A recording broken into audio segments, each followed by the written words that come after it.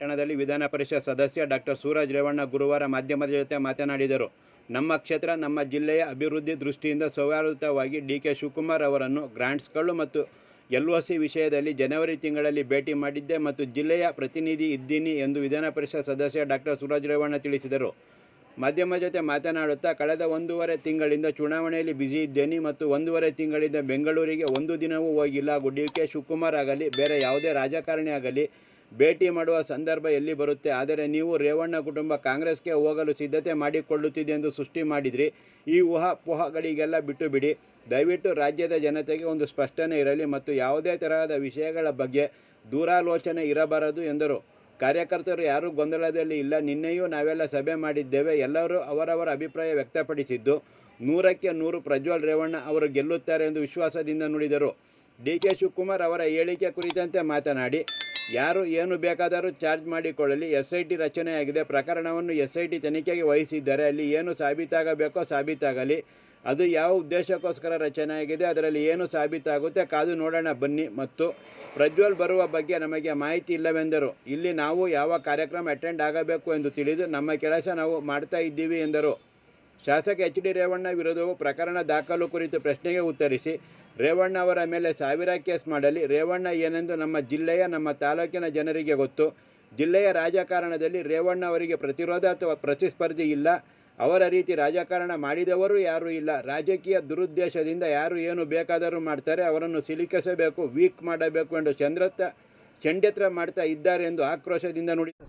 ಡಿ.ಕೆ. ಶಿವಕುಮಾರನ್ನು ಭೇಟಿ ಮಾಡಿದ್ದು ಜನವರಿ ತಿಂಗಳಲ್ಲಿ ಗ್ರ್ಯಾಂಟ್ಸ್ಗಳು ಮತ್ತು ಕೆಲವು LOC ವಿಷಯವಾಗಿ ಹೋಗಿ ಭೇಟಿ ಮಾಡಿದ್ದು.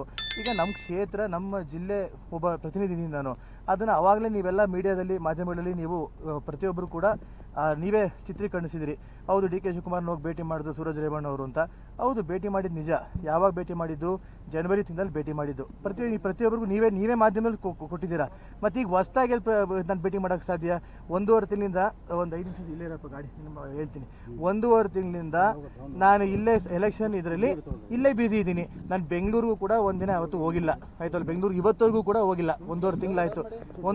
ಇವತ್ತವರೆಗೂ ಬೆಂಗಳೂರು ಕೂಡ ಹೋಗಿಲ್ಲ. ಇನ್ನು ಡಿ.ಕೆ. ಶಿವಕುಮಾರ್ ಅವರಾಗಲಿ ಅಥವಾ ಬೇರೆ ಯಾರೊಬ್ಬರು ರಾಜಕಾರಣಿಯಾಗಲಿ ಭೇಟಿ ಮಾಡೋ ಅಂಥ ಒಂದು ಸಂದರ್ಭ ಎಲ್ಲಿ ಬರುತ್ತೆ? ಹಿಂದೆ ಈಗ ನಮ್ಮ ಕ್ಷೇತ್ರದ, ನಮ್ಮ ಜಿಲ್ಲೆಯ ಒಂದು ಅಭಿವೃದ್ಧಿ ಕೆಲಸ ಕಾರ್ಯಗಳ ದೃಷ್ಟಿಯಿಂದ ಹೌದು ಭೇಟಿ ಮಾಡಿದ್ವಿ. ಸೌಹಾರ್ದ ಭೇಟಿ ಇತ್ತು, ಭೇಟಿ ಮಾಡಿ ಬಂದ್ವಿ. ಒಂದು. ಎರಡನೇದು, ಈಗ ಆವಾಗಲೂ ಕೂಡ ಸೃಷ್ಟಿ ಮಾಡಿದ್ರಿ, ಏನು ರೇವಣ್ಣ ಅವ್ರ ಕುಟುಂಬ ಕಾಂಗ್ರೆಸ್ಗೆ ಹೋಗೋಕ್ಕೆ ಸಿದ್ಧತೆ ಮಾಡ್ಕೋತಿದ್ದಾರೆ, ಅದು ಅಂತೆಲ್ಲ ಮಾಡಿ. ನೋಡಿ, ಈ ಊಹಾಪೋಹಗಳನ್ನೆಲ್ಲ ಬಿಟ್ಟುಬಿಟ್ಟು ದಯಮಾಡಿ ಎಲ್ಲ ರಾಜ್ಯ ಜನತೆಗೆ ಒಂದು ಸ್ಪಷ್ಟನೆ ಇರಲಿ. ಇದು ಯಾವುದೇ ಥರ ಒಂದು ವಿಷಯಗಳಿಗೂ ಯಾವುದೇ ಥರ ಒಂದು ದುರಾಸನೆಗಳು ಇರಬಾರ್ದು ಅಂತ ಹೇಳಕ್ಕೆ ಬಯಸ್ತೀನಿ. ಯಾವ ಕಾರ್ಯಕರ್ತರು ಕೂಡ ಯಾರು ಗೊಂದಲಿಲ್ಲ. ನಿನ್ನೆ ಕೂಡ ನಾವೆಲ್ಲ ಸಭೆಗಳು ಮಾಡ್ಕೊಂಡಿದ್ದೀವಿ. ಚುನಾವಣೆ ಯಾವ ರೀತಿ ಆಗಿದೆ, ಚುನಾವಣೆ ಎಲ್ಲೆಲ್ಲಿ ಯಾವ ನಮ್ಮ ತಾಲೂಕಲ್ಲಾಗ್ಬೋದು, ಹೋಬಳಿ ಮಟ್ಟದಲ್ಲಾಗ್ಬೋದು, ಎಲ್ಲ ಕಾರ್ಯಕರ್ತರು ಕೂತು ನಾವು ಸಭೆ ಮಾಡ್ಕೊಂಡು ಯಾವ ರೀತಿ ಏನಾಗಿದೆ ಅಂತ ಎಲ್ಲ ಅವರವರ ಅಭಿಪ್ರಾಯಗಳನ್ನ ವ್ಯಕ್ತಪಡಿಸಿದ್ದಾರೆ. 100ಕ್ಕೆ 100 ಭಾಗ ಪ್ರಜ್ವಲ್ ರೇವಣ್ಣ ಅವರು ಗೆಲ್ತಾರೆ. ನೋಡಿ, ಯಾರು ಏನು ಬೇಕಾದ್ರೂ ಚಾರ್ಜ್ ಮಾಡ್ಕೊಳ್ಳಿ. SIT ಫಾರ್ಮೇಷನ್ ಆಗಿದೆ. SIT ಫಾರ್ಮೇಷನ್ ಆಗಿರೋದು ಯಾವ ಉದ್ದೇಶಕ್ಕೋಸ್ಕರ ಫಾರ್ಮೇಷನ್ ಆಗಿದೆ, ಅದ್ರಲ್ಲಿ ಏನು ಸಾಬೀತಾಗುತ್ತೋ ಎಲ್ಲರೂ ಕಾಯ್ದು ನೋಡೋಣ ಬನ್ನಿ. ನನಗೆ ಅದ್ರ ಬಗ್ಗೆ ಮಾಹಿತಿ ನೋಡಿ. ಈಗ ತನಿಖೆಗೆ ವಹಿಸಿದ್ದಾರೆ. ಅದೇನಲ್ಲಿ ಸಾಬೀತಾಗಬೇಕೋ ಸಾಬೀತಾಗುತ್ತೆ. ಅದ್ರ ಬಗ್ಗೆ ನಾನೇನು ರಿಯಾಕ್ಷನ್ ಕೊಡಲಿ? ಇನ್ನೇನಾದ್ರು ಇದ್ರೆ ಕೇಳಿ. ನಂಗೆ ಪ್ರಜ್ವಲ್ ರೇವಣ್ಣ ಅವ್ರ ಬಗ್ಗೆ ನಂಗೆ ಮಾಹಿತಿ ಇಲ್ಲ. ಇಲ್ಲಿ ನಾನೇನು ಕಾರ್ಯಕ್ರಮ ಅಟೆಂಡ್ ಮಾಡಬೇಕು, ನಾನು ಇಲ್ಲೇ ಜಿಲ್ಲೆಯಲ್ಲಿ ನಾನು ನೋಡಬೇಕು, ನನ್ನ ಕೆಲಸಗಳು ನಾನು ಮಾಡ್ತಾ ಇದ್ದೀನಿ ಅಷ್ಟೇ. ರೇವಣ್ಣ ಸಾಹೇಬ್ರ ಮೇಲೆ 1000 ಮಾಡಲಿ. ಈಗ ಏನು ಸಾಬೀತಾಗಬೇಕೋ ಅದು ಸಾಬೀತಾಗುತ್ತೆ. ಆಮೇಲೆ ನಮ್ಮ ಜಿಲ್ಲೆ ಜನಕ್ಕೆ ಗೊತ್ತು, ಇಲ್ಲಿ ನಮ್ಮ ತಾಲೂಕು ಜನಕ್ಕೆ ಗೊತ್ತು ರೇವಣ್ಣ ಸಾಹೇಬ್ರು ಏನು ಅಂತ. ಆ ರೀತಿಯಾದ ಈ ವಿಷಯಕ್ಕೆ ನಾನು ನಿಜವಲ್ಲೂ ಪ್ರತಿಕ್ರಿಯೆ ಕೊಡೋಕೆ ಇಷ್ಟಪಡೋಲ್ಲ. ನೋಡಿ, ರಾಜಕೀಯ ದುರುದ್ದೇಶದಿಂದ ಯಾರು ಏನು ಬೇಕಾದ್ರೂ ಮಾಡ್ತಾರೆ. ಈಗ ಹಾಸನ ಜಿಲ್ಲೆ ರಾಜಕಾರಣ ತಗೊಂಡ್ರೆ ರೇವಣ್ಣ ಸಾಹೇಬರಿಗೆ ಇನ್ಯಾವುದೇ ರೀತಿಯಾದ ಪ್ರತಿರೋಧಿಯಾಗಲಿ ಪ್ರತಿಸ್ಪರ್ಧಿಯಾಗಲಿ ಯಾರೂ ಇಲ್ಲ. ಇಲ್ಲಿ ಅವ್ರ ಥರ ರಾಜಕಾರಣ ಮಾಡ್ಕೊಂಡ್ಬಂದಿರ್ತ ವ್ಯಕ್ತಿ ಇಲ್ಲಿಲ್ಲ ಈ ಜಿಲ್ಲೆಯಲ್ಲಿ. ಅವ್ರನ್ನ ಯಾವುದೇ ರೀತಿ ಒಂದು ಕ್ಷೀಣಿಸಬೇಕು, ಒಂದು ವೀಕ್ ಮಾಡಬೇಕು ಅನ್ನೋ ದೃಷ್ಟಿಯಿಂದ ಇವೆಲ್ಲ ಷಡ್ಯಂತ್ರಗಳು ಮಾಡ್ತೇವೆ ಅಂತ.